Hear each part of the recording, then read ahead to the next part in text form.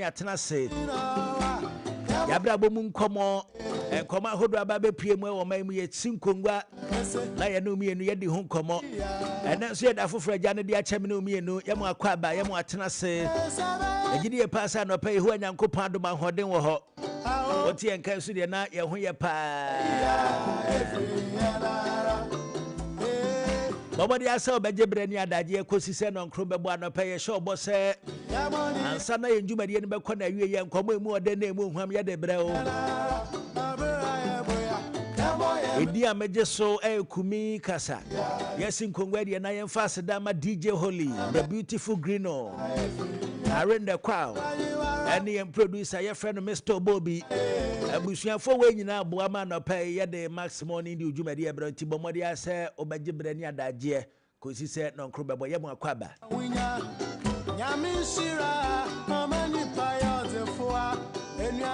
Max FM 89.7.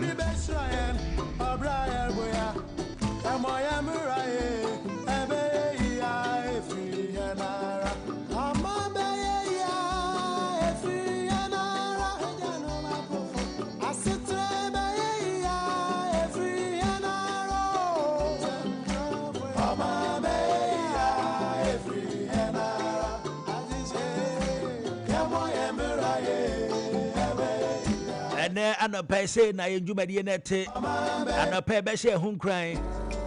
ye wi ye de ye news headlines ndwumade ne beto aso de ma ye detectives e beto aso de ma den so ye ne Dr. Albert Hagan betwetwe nkomo bebo se beba ye de street value ndwumade ne beto aso de ma enu achi beti enyum kakra nkomo ahodo aka kire nya ye de bebre o ebono wotwe a unim dada People's Parliament of ano so ye de beto aso de ma enti ebese so beje brani adaje na wakan ho kosi se ndwumade ne bekọ na wie ye na nkomo ne do so pi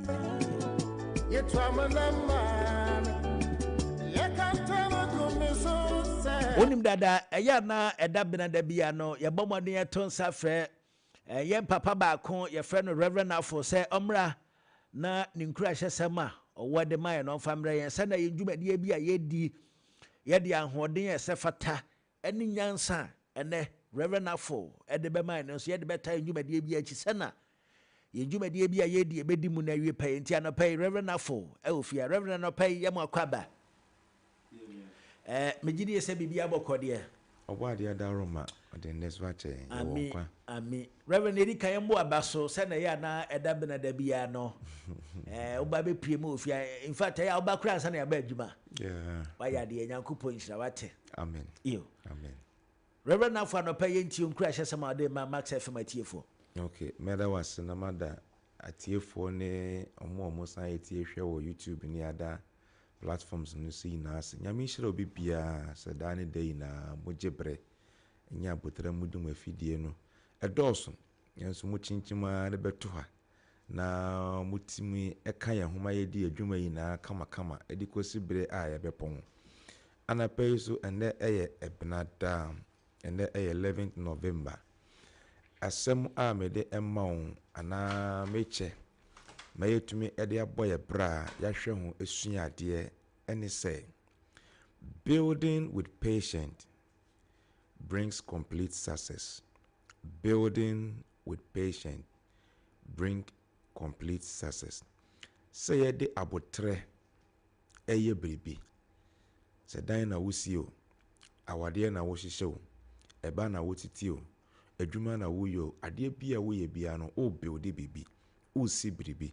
o hihye bribi. Sa wonya abotre na wo di yes hade na eya na edi enkunimdie a eye prekope edi mu wie ye prekope ena edeba empen bebre no ye pebribi ye bibi si ye se ye beye nanso abotre a nyanya emfama saa adeko nti yentumi achieve yentumi enwie de konde a ye pese ye no empo ye bewie mpo a eya na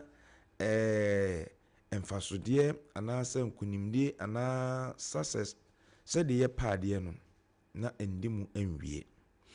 obi abotre a wanyante ama ne niema akechire abotre a obi enyanti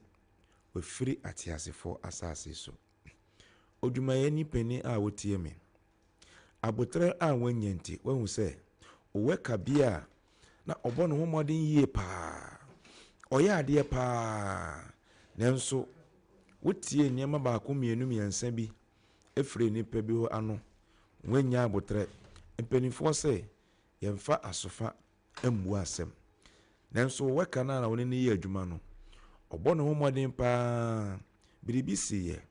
wanya abotre wodi nipa baako mienu ano nsam achi wotu anamo a ni kwanse etu wahwere weka no wahu se ofiri wakwan mu niema ba na eba fam wonya ya nkobese ayede akofa no nanso aye too late minu ya bema a wotie mi nanka woni ma ade pa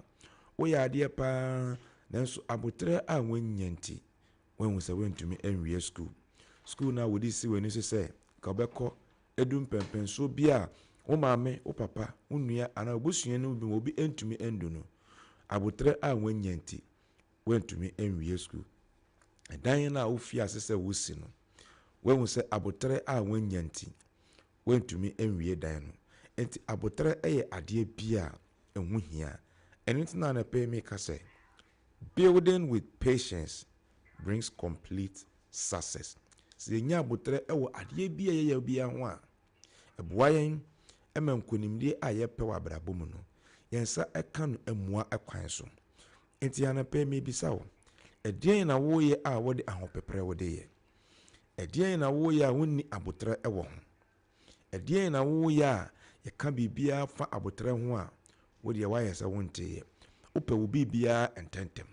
Nyankopon na obo ne wiase ne kura no ode bre ene nda ene ode ye ne bibia onya abotre na rototo ne bibia empohwe nipa ebone nimpa mfumso nimpa memuye echini na Nyankopon no eguso wa abotre ede mayen onya ye ema abonsam no mane ntwi mfa yen so enkum yen so wogya yen ka menu mienu by this time ka yewu ode abotre ene ode ye den ewuro ni wiase empo bonsam a menu mienu wabeye ohwiase a okutia yen no Nyankopon kora enyi abotre ede ama no enti de meka chawo ne se ade bia wo ye bia no fa abotre eye menu ya bema oba na nka oboa wo oma wasomdwe nka wonene no unni bia ote wase sike ni wonsemu a oma ne kakra otumi ehwe so ede ma wo nanso bebi kakra baaye no abotra wanyanti oma wonsa so pu abotra wanyanti otene wonsa wodi nsam bi echi wodi wunanfofo nsam mo kaka echi enne oba no okọ ne okofa ne se wehu unni bia eda abonten wunya ya kobesi akofa no nanso aye too late minu ya ba zenka wunya abotre a ebia nka bema no anhwerew abotre a wunninti obufuo ba wodi etefa so a ye ka hwe a wuntie wo sai bibia wo kasa obi enka bi wunya abotre enti hwende bema no na nka ye osaso buafo na nka obeboa wo pa onim se de yedi atem onim se de ye boba ne kasa akura nya wan kasa waye mfumso no kura mpo no ojebre akire ni memu akire but wo fi ni se wo fa ni se bia se bibia wajimi wan ko school onim dress nti wajimi open ya all class ene wasum ena adani roman asoldon a yebomi na so wunya abotre ma no a ka bia ka ho kire kakra na wo mu no ka bretia wa bi Nyankopon eyi ni fremu emenkande udide ye wo radio station bi ewo omanyimu a omota eye program oso na minnimu de papa no ni din se oba ni din na ode ayeden ode atoso ewo Kumase se mo a mota etie no mu ni mempese mebo ni din ewa ha ode ni din na ode atoso esan abotre opepa odwo akomapa a oba ni nya edema ni nti ni din ena eda so sara ena oba bi so onya abotre bema bi so nya abotre ema na yere no oja bibia ede ahyerensa mebe ya kwan hu mu junction so a traffic light na say traffic no abo apeso ache we mu say tipa car bi egina echi abra traffic no ache o ogina so na omi aben ne pin maybe some was na open tem akwahe traffic no ache obia enkoye usu gina ho na wo gba be pen ene tufa so na kwa oni abotre nipa a wote saa no onam kwan so a ade efe na abotre oni bi woni meba ho so no na wahwie akra egu na wate akra enkwa enaso ye be wura Christmas mi bebre na driver fo ebe ye wo kwan so ni mu se nipa no dɔɔso nti ɔpentem onya abotre emfa bokoboko enko obekwa aba apre no ho ekosana ne yanko ekofo obi wɔ nanim ti bon se wanya abotre ade bechi obete no na wakum nipa de ameka anapeni se yemfa abotre enye bibi biara benifo se wonya abotre edwa aboa ntete a uhu ne yemu ade na bisa ho se ntete ye otesen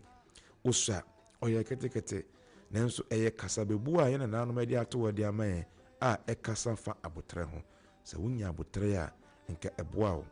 Abraham yehye ne bo se obewo ne yere Sarah eteye bofo ene on kasaye Nyankopon ene on kasaye se obenam no so ede bo sheba aba asase so Sarah enya abotre okofa na koa ede ma ne kunu se be ma no ne ene enhia one oba ne hia wiei akwada epiemu ebedu mprembis no na abayiwa na ono ade ama ne kunu no na ohye ne ni ya yekoba ne se opame no efri ne che se bia ka onya abotre a ka ebia ka anyeden ambanisa Samuel okan 1 Samuel chapter 13 na so kwa akon na odifo Samuel aka che ne se nya abotre meba abebo so afode e de amanyame se ne ebe ya obetumi amayihu se ekon aye kokon no ye bedi nkunim ana ye nni nkunim so enya abotre osi Samuel ache enti opre no ho ono ankasa ko boss wa afode Nyankopon bufu so kese eba no so na orejete no se oye ohene ewo Israel abotre wo eboa mpempen enro na mehwe efeni say vetin ye chief justice ye be vetini na meguso ehwe kakra na mi hu se du baabi ana wentwi efi afa ketwa no ne afa kase no abotre a afa ketwa no enya nti odi ebufu omosore edan ejae ekoye asubisa hu se oman no ni yedie no na ehia mpa nko benya abotre na odi ayeden atiase ama nunua no edi ye atoye na asomdwe aba kama de amedi jawa na peni se yemfa abotre enye bibia esanse yedi abotre esi yedi abotre ehhehye yedi abotre etoto yedi abotre ewowawa eya na nkunimdie a yepe no ewie na eboma na ebohia ne brof ne say building with patience brings a complete success we ni dia ende na wotwe na medi ejao nyame enhyira onya okese ompegya wonfiri adomu enkwa adomu nia wode wonsa esom no omani enye nhyira onto ensupa enguso ade bia wo ye bia no mesrɛ sɛ fa abotre faye na nkunimdie ebe wie ne ye ede ama me na ma no eda so a 0546 83 4164 0546 83 4164 nyame enhyira yo Reverend Afra no pay yada se ne nkurahye samade ama yada se yebebo mode ase yebetu hu anamo se na ebe ya ukasa no pay wa be kasa na nye kwa san se ebe ya pass wa so de ahematia ba betra radio so ahye nkura na yamfa nya adwuma ebe ya papa na meboa ti yebebo mode ase yebetu hu anamo amen ano pay yada se yesu mina wase to some kakre wa supreme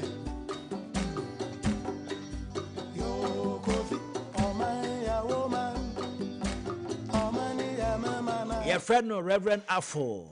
anopai watuamfo wahye nkran ose abotra hu hia pa entina penfo ose abotra wie nkunimdi udwumade bia wudie bia no bomode aso benya hu abotre o twen sanka mbua ne beba ne na manda koso anya hu abotre anya hwe kra no dachi mbua ne beba nti anopai yeda na se ene ni nkran hye sema ode aboa ndwumade yenkwa dabi agabekase yenkwa hama no so yenku enim na yemfa ye news headlines dwumadi na nto aso arende kwawo atena se nde kabrofo anu asankyere mu twi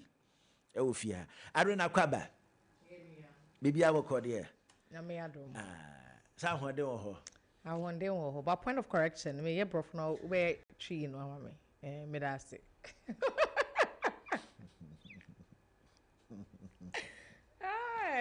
Me ain't me brof no be. You know he na you may mo de. And the green we nya emergency kakra nti. We ntimi amba. Nti na sudi na abedi wo ho ende. Yeah, no mama near say come adwuma ho na. It's never too late. That's why here all the time you have to be I don't know the right word to even use to describe this, but you should be prepared for everything at all times. And be able to nearby impo frame. And so you need to prepare yourself. And I know you can do a good job there, so that's fine. Yeah, awesome. Nkoma hodo anano pa ba be piemu o ma yenti o. Good morning to our cherished listeners as always. I believe they're all doing well by the grace of God. Moving into the news headlines for today. Tuesday, 11th November 2025. Beginning with our general news. Reports on August 6th helicopter crash submitted to Mahama City Newsroom. Enti emsuaye ina ebe kaya August 6th na yempenfu ya no muko Kumasi akogina yem president anama enkomo efi akire baye enye nkomo na ye de enye nkomo na ihuama chese omo helicopter omo timu ekonya akwanhia no ye chese ne yesiye o plane nim nyina ansa na akwanhia no esi no kwan bia so no ye de eba betudwa na ganafo atibi enti eya na amanfo bi se na de na esiye ye pese otumfo ose tutu otoso mienu ena nana atu ne na asimu bam ye nyina ye ni mantokwa ahodo ekoso e oboko ene na we asori atia we ene na we ni we ko ene kro we ni we asori ene ebekọ ebewie na chese nipa awu no ese wani enso okachiro mo so mo yedie uye na yere so anwumire na chese apeba bi de wa hye otumfo si da bi ha dwen papa eya da eba ni sia na amanfo hwese manpanyin beka bi na so da bi we ni ese ya ahini asem enti asante hene osei tutu atu ne na atia ntokwanim se 30th November ene December ne de di kan oni mpanfo yi anase nananom e wo boku nyina behia na yahwe na nkomo yi yahwe apɛ ɛho pomasibere na ntokwa ahodo ekoso boku nyina no etu atwa etoda hu omo ntokwa ne bi asa